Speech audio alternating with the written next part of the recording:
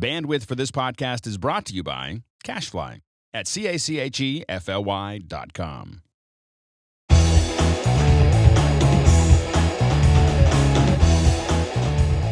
Welcome back to MacBreak Studio. I'm Mark, this is Steve. We're talking about Final Cut Pro 10.1 and some changes, and specifically we're talking about the implications of this new library model.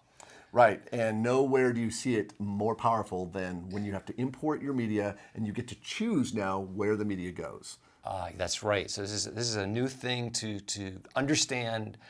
Once you get it, it makes a ton of sense. Oh, and it's and it greatly simplifies things. And it's flexible because you have any option that you want.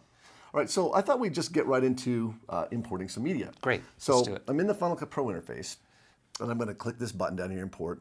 Apple changed the icon yet again. Okay. And there's a little arrow. You could click that big one over there too if you wanted to, right? I'm so Either used way. to clicking the Down arrow. there. Yeah. Or just use Command-I, which Command-I. Right. Real editors don't use the mouse. All right, so we're in Final Cut Pro's unified media import window. And the reason I say unified is that all your import targets are in one place.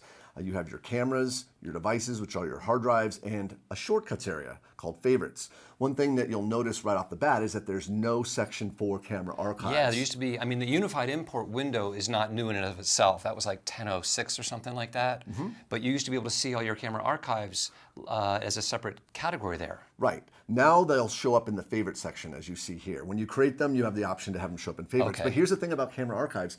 They can now be anywhere. You can store them anywhere. Right. They don't have to be at the root, or they don't have to be in the Final Cut Archives folder. You Nope. can put them anywhere you can you have want. them anywhere you want. That's awesome. All right. So here I have a connected Canon media card, a CF card for my 5D. And inside here, I have all my clips from a recent shoot I did called Lifted. It's up on Vimeo if you want to check it out.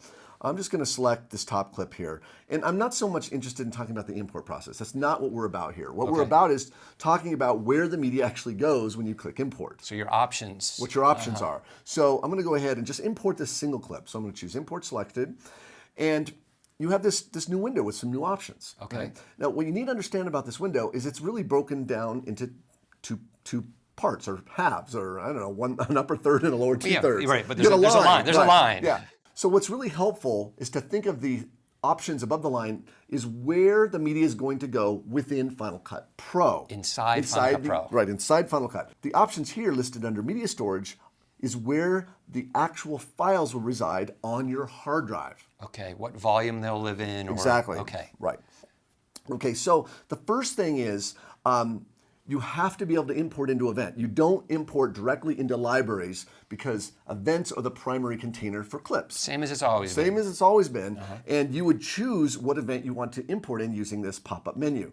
You could see here this kind of light gray option at the top. It's not a selectable option because that's the name of the library. That's the library that we talked about last week, and these are the events within each library. That's right. Now, I could target any of these pre-existing events, and it would go in this training library.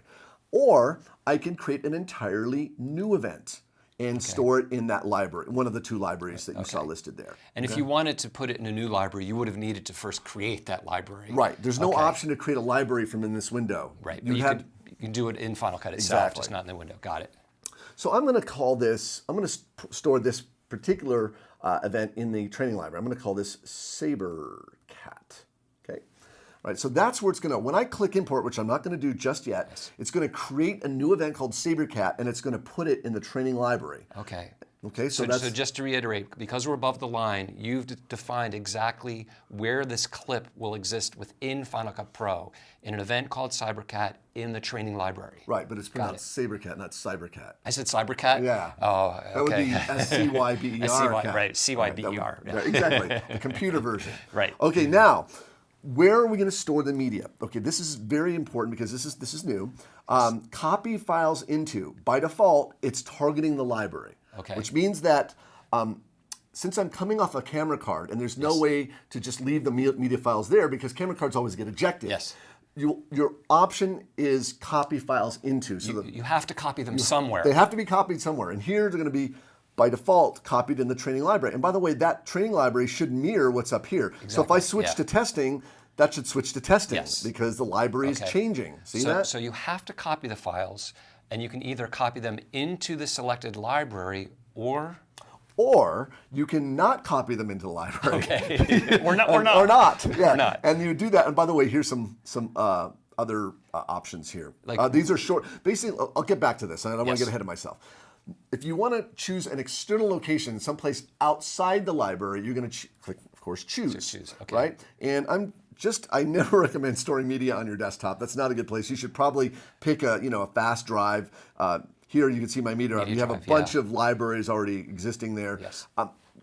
Pretty good idea to do that. So I'm going to do that. In fact, I'm going to create a new folder for this media. I'm going to call this SaberCat Media. And I'm just click Create. Okay, and just to be clear now, you're not storing, I know we saw a bunch of libraries on that drive. Right. You're not storing a library on that drive. All you're doing is taking the media and putting it on that drive. Right, I could have easily stored it on the desktop. Yes. The point is, I'm copying the files somewhere. Okay. Yes. Either on my desktop, on a drive, in a folder on a drive, it doesn't matter. Okay, so that's a really good point you brought up. I'm going to go back to my media drive, and I'm going to select this SaberCat media, because that's what I created it for, and I'm going to just click Choose. Okay, so look, copy files into SaberCat Media. Now you're going to see what that list is for, because these were other places that the media was copied that to. you've chosen to store media. That's right. Yes. It's basically a little memory Recent menu. items. Yeah, recent items. Thank you. Couldn't think of quite the term there. Yes. So the question will come up: What should I choose? Should I copy it into the library, or should I copy it outside the library? Okay, and by the way, Apple has a term for this. If you're copying media directly into the library, that's called a managed library. If the library is going outside the library to an external location, it's called an external media location. Media. So we've got Very a managed library or external media.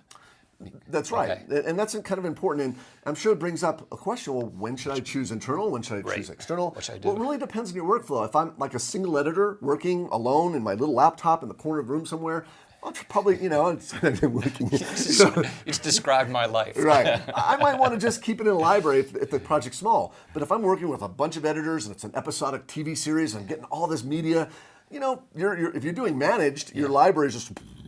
The library itself is getting huge. It's going to get huge. So in most cases, I think on big workflows, we have a lot of clips.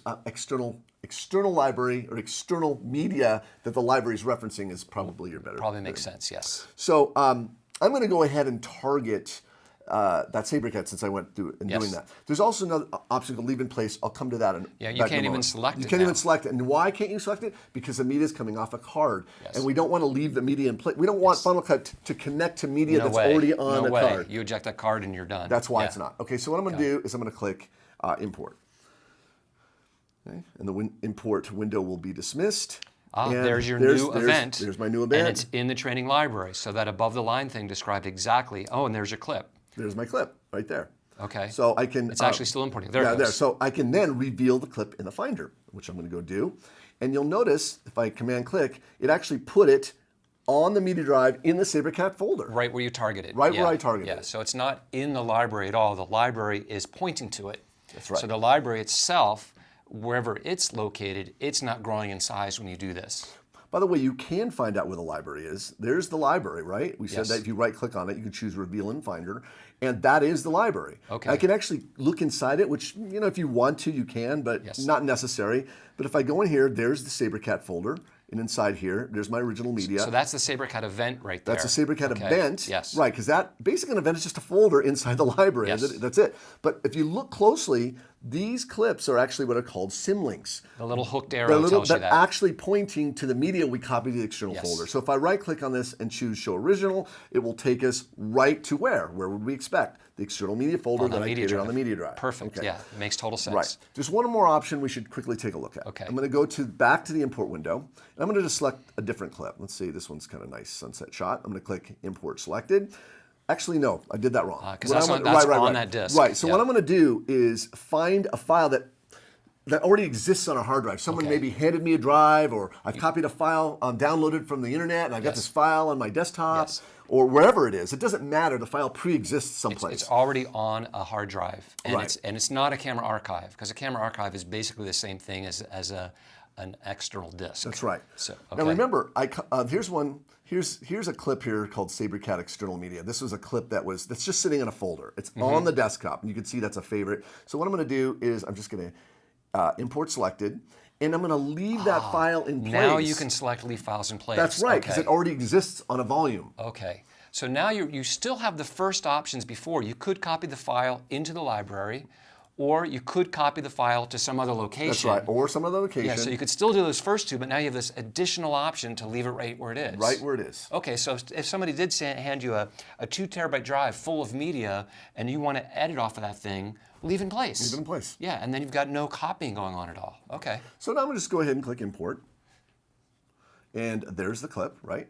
Okay. Actually, I wasn't really paying attention to what event was targeted, but it doesn't matter. It should have defaulted to Okay, this. one of the Mac breaks, I'm going to talk about how to move clips from one event to the other. Yes. But I'm going to go ahead and right-click on this and choose Reveal in Finder.